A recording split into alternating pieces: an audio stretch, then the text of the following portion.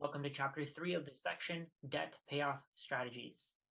After tracking your debt, you need a strategy to pay it off. The strategy you choose can make a massive difference in how much interest you pay overall and how long it takes for you to become debt-free.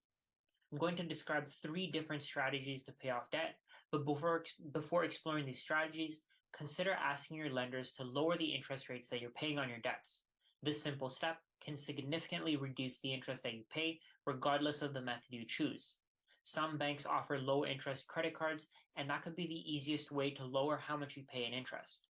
The 3 strategies to pay off debt as quickly as possible are the debt snowball, the debt avalanche, and the debt consolidation methods. The first 2 strategies work best if you're willing to track everything on your own and have an assortment of low and high interest debt. The third strategy, debt consolidation, should only be used on high interest debt. Keep in mind that any one of these strategies will probably get you better results than no strategy at all. The first strategy is the debt snowball method. If you ever played in the snow as a child, you know that if you make a small snowball in your hands and you continue to roll it in more snow, you eventually end up with a bigger snowball. This is the method we refer to when we think of debt snowball. This method focuses on momentum by having you continuously pay off your debts, starting with the smallest debts first and your largest debts last. I'm going to use this website to show you the debt snowball strategy and how quickly it can help you pay off your debts. So in this case, let's say you have 4 debts and all of them are listed here with the interest rate, the minimum payment, and the current balance. What would happen is let's say you have $500 in total excess cash that you can put towards your debts. In the first month, you're going to pay $190 towards the TD card, $120 towards the CIBC card, and $90 towards the RBC card, and $100 towards the student loan. So the minimum payment on the TD card is actually just $60, but you have a snowball amount. So what the snowball amount is it would be adding all of the minimum payments together and then subtracting that from the total amount that you can pay every month. So in this case, the minimum payments are $370 and your snowball amount is $130. So what happens is over time, you're paying more and more towards that card, towards that first TD card. You're paying the $130 towards that TD card every month. And the interest amount that you pay is slowly decreasing. You're consistently paying off the other cards with the minimum payments, and your balance is slowly dropping. So if you can see here, it goes from $27,000 to $26,899, so that's a drop of $100. Then over time, the balance decreases by more and more. So here you can see that the difference is $107. Here you can see, so by the time you pay off the TD credit card, your balance is now dropping by almost $120 a month. Right? So what happens, the reason why it's not dropping by the full 500 is because of the interest that's accumulating. Once the TD card is paid off, you can move that full payment, the 190, over to the next card. So the next card is the CIBC card. Once you move that 190 over to the CIBC card from 120, you start paying off $310 a month. As you go through, again, the amount that you owe continuously decreases. So in this case, it went from $24,281.60 to $24,162.01. So that's a drop of $120. The very next month, it drops significantly more. It drops by it drops by more than $150. And then the following month, so by the time this CIBC card is paid off, and this month you're only paying $199.16 because that's the balance that's left over. By that time, your balance is dropping by almost $160 every month. So what happens is basically your balance is dropping by more and more every month until eventually you owe nothing. The snowball is essentially the amount that you're rolling over. So the 190 is being rolled over here. You can see that in this part right here, the 310. So after this one's paid off, the 310 moves to the next card. The next card is the RBC card. So on the RBC card, you go from paying $90 to $400. And at that point, your balance is dropping even faster. And as you keep going, you keep going, you keep paying that off, keep paying that down, and you have $291 left in this month. You pay that off, and you move that full $400 balance over to the student loans, where you were paying a minimum payment of $100. So at the end of it, basically you're paying everything towards the student loan and you're trying to pay that off as quickly as possible. So in this case, what happens is as you pay more towards your debts, as your higher interest debts get paid off, or as your smaller debts get paid off, your bigger debts get paid off faster over time. So in this case, you can see from this month to this month, so from month 99 to month 100, your debt balance almost decreases by $500. So you're only paying $34.50 in interest. In this case, you're paying $31.78 in interest, and even the interest amount decreases over time. So you can see here that in the last month, month 111, you paid $144.85 towards the student loan, and you paid it off completely. There are obvious benefits to this method. For example, early successes happen really quickly, and you'll be able to pay more towards bigger debts later on. There's obviously a psychological win here as well from seeing those multiple debts being paid off first, even if they end up being smaller. That feeling of completely paying off a particular debt, especially for the first time, is a great feeling that can provide motivation to you. Seeing your debts drop off your credit report quickly is a great way to make sure that you see progress and stick to your long-term plan of paying off your debts. The cons in this strategy is that this strategy doesn't pay off your debts fastest because it doesn't consider the interest rates that you're paying on your debts. And as mentioned earlier, with this payment method, you need to be disciplined and accountable for your payment because you're tracking your own debts. This method is more work on your end compared to the debt consolidation method. The second strategy that we're going to talk about is the debt avalanche method. An avalanche, for those who didn't know, is a large pile of snow and ice falling down a mountainside at a very fast pace. Over time, the pile of snow and ice gets more and more powerful. This is a metaphor used to refer to the debt avalanche method. This method focuses on speed. The main strategy here is to pay off the debt that you have as quickly as possible by targeting the highest interest rate debts first and the lowest interest rate debts last. This is the method that I personally use to pay off my own debts. We're going to switch back to the website, and instead of using Debt Snowball, I've loaded up the Debt Avalanche results. You're going to have the same payoff amount, so every month you're going to be paying $500 extra towards your debts.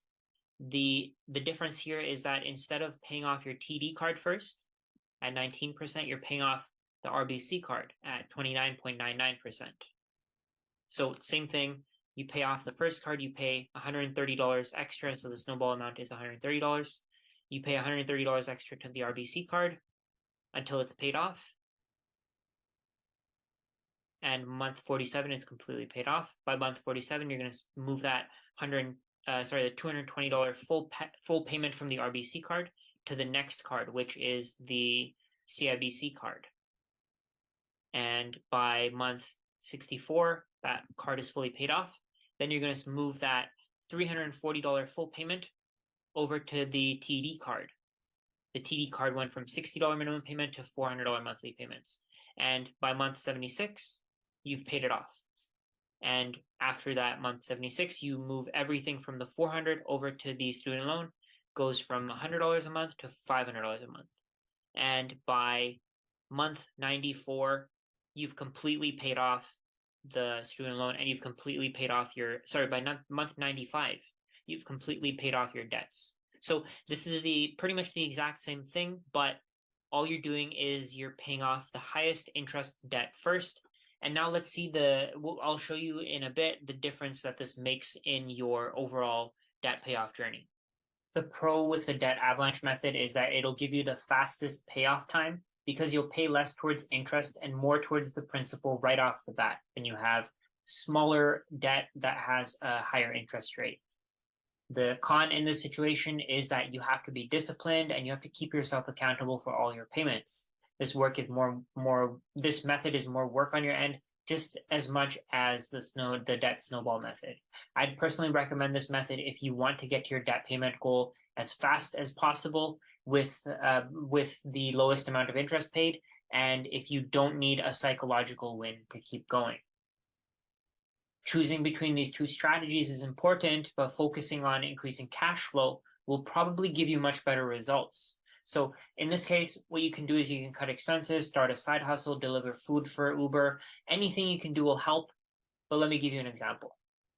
In the case that we showed, you had $500 a month in extra cash flow that you put towards your debts. In the debt snowball method, it would take you about 9 years to pay off your debts for the debt snowball method, and about 8 years to pay off your debts with the debt avalanche method. In this case, you would pay $8,000 more in interest if you use the debt snowball method for that psychological win.